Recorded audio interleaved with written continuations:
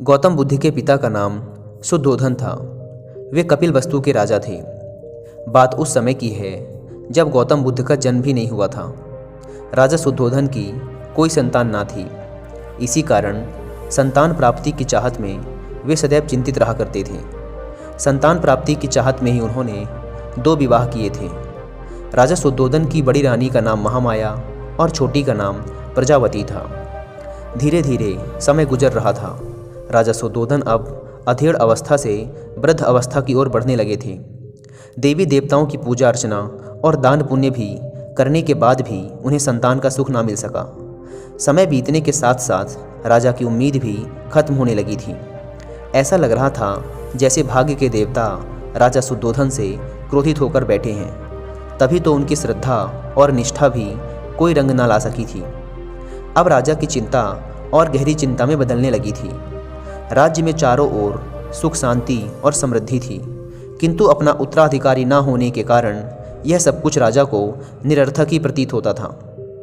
निसंतान होने का दुख राजा शुद्धोधन को ही नहीं, रानी महामाया और रानी प्रजावती को भी था।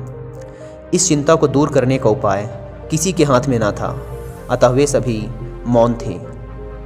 एक समय की बात है कि रानी महामाया रात्रि काल में अपने इष्ट देव का स्मरण कर सैया पर लेट गई। लेटते ही उनकी आंख लग गई और उनकी आंखों के सामने भिन्न भिन्न प्रकार के सुखद स्वप्न चित्र तैरने लगे। स्वप्नों का तांता रात भर लगा रहा। स्वप्न आते रहे और सुखद अनुभूति देकर गायब होते रहे। रात्रि का अंतिम प्रहर चल रहा था। रानी महामाया ने स्वप्न में देखा कि 4 यक्ष, जिनके मुखमंडल तेज से चमक रहे थे, उनके निकट आए। यक्षों ने रानी को प्रणाम किया और पुष्प के समान बड़ी कोमलता से उन्हें उठाकर एक ओर उड़ चले। जिस वायुमंडल से होकर यक्ष रानी को लेकर उड़ रहे थे, उसमें बड़ी ही मनमोहक सुगंध फैली हुई थी। इस भीनी भीनी सुगंध ने रानी के मन को प्रफुल्लित कर दिया।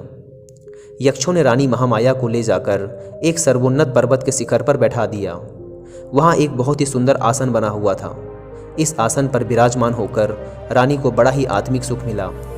रानी महामाया का तन मन प्रसन्नता से झूम रहा था। इसी बीच स्वर्गलोक में निवास करने वाली सुंदरता की प्रतिमूर्ति अप्सराएं वहाँ एक एक कर प्रकट हुईं। अप्सराओं ने शीश झुकाकर रानी को प्रणाम किया। देवी, एक अप्सरा रानी से बोली, आपके स्नान का समय हो चुका है, कृपया स्नान के लिए प्रस्थान कीजिए। रानी कुछ ना बोली, उठकर उनके साथ चल दी। अप्सराएं रानी को ले मंगल गीत गाती हुई एक सरोवर के पास पहुंची। सरोवर अत्यंत सुंदर था और उसमें श्वेत कमल पुष्प शोभामान थे। अप्सराओं ने रानी को ले जाकर सरोवर के मध्य खड़ा कर दिया और मलमल कर स्नान कराने लगी। सरोवर का जल रानी के शरीर पर पड़ते ही उनकी काया कंचन जैसी हो गई। इस दिव्य जल के स्नान से रानी का शरीर भी अप्सराओं के समान ही सुंदर हो गया। रानी महामाया आश्चर्यचकित होकर अपने रूप सौंदर्य को निहार रही थी। दिव्य जल से स्नान करने के बाद उनकी काया अत्यंत कामनीय और सुंदर हो गई थी। शरीर पर पड़ी झुर्रियाँ भी पूरी तरह से मिट चुकी थी। ऐसा लग रहा था जैसे मानो रानी के जवानी के दिन वापस आ गए हों। रानी फिर से एक बार जवान सी लग रही थी। उनका मन एकदम मुदित और शांत था। स्नान के बाद अप्सराओं ने रानी को अत्यंत सुंदर और बहुमूल्य वस्त्र पहनाए। भिन्न भिन्न प्रकार के आभूषणों से उनका श्रृंगार किया। इसके बाद अप्सराएं रानी को एक श्वेत मरमर महल में ले गई। विभिन्न प्रकार से उनका स्वागत सत्कार किया गया। एक अप्सरा अपने हाथों में दिव्य सामग्री से भरे भोजन की थाल लेकर प्रकट हुई। उस भोजन से स्वादिष्ट सुगंध उठ रही थी। उसने उस भोजन को रानी के समक्ष प्रस्तुत किया। जब रानी ने उसका स्वाद चखा तो उसका तनमन आनंदित हो उठा। दिव्य भोजन खिलाने के बाद अप्सराएं रानी को महल के दूसरे कक्ष में ले गई। उस कक्ष में एक पुष्प सेज सजी हुई थी। अप्सराओं के आग्रह पर रानी पुष्प सज्जित सेज पर विश्राम करने लगी। उस सेज के सामने ही रानी को एक स्वर्ण शैल और उस पर मंडराता सुंदर हाथी अपने अत्यंत निकट आता हुआ प्रतीत हुआ। हाथी ने कमल के पुष्प से रानी के दाएं अंग पर धीरे से प्रहार किया और फिर छोटा और छोटा होता हुआ एकदम बहुत छोटा हो गया और एकाएक रानी के गर्भ में जाकर समा गया। रानी ने भय और आश्चर्य से तुरंत अपनी आंख खोल दी। अब रानी को पता चला कि वह स्वप्न देख रही थी। बड़ा ही आश्चर्यचकित कर देने वाला और सुखद स्वप्न था। आँख खुलते ही जिसका समापन हो गया था।